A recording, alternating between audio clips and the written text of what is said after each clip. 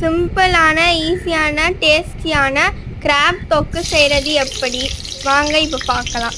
அதுக்கு ஃபஸ்ட்டு நம்ம ஒரு கடாயில் கோகோனட் ஆயில் ஊற்றினதுக்கப்புறமா வெங்காயம், இஞ்சி, தக்காளி, கொத்தமல்லி, கருவேப்பில்லை இது எல்லாமே போட்டதுக்கப்புறமா நம்ம நல்லா வதக்கணும்.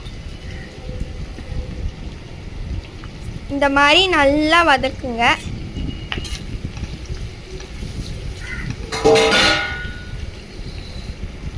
இந்த மாதிரி கோல்டன் கலர் ஆகிற வரைக்கும் நல்லா வதக்கினதுக்கப்புறமா நம்ம ஆற வச்சுக்கலாம். ஆற வச்சக்கப்புறமா நம்ம ஒரு மிக்ஸி ஜாரில் போட்டு நல்லா இந்த மாதிரி பேஸ்ட் மாதிரி அரைச்சிக்கணும்.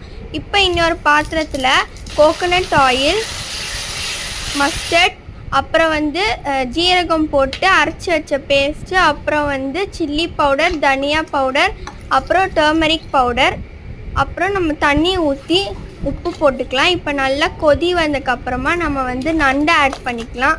இப்போ நண்டை ஆட் பண்ணக்கப்புறமா நம்ம மூடி வச்சக்கப்புறம் ஓப்பன் பண்ணிவிட்டு பெப்பர் போட்டுக்கோங்க. பெப்பர் போட்டால் நல்லா காரமாக இருக்கும்.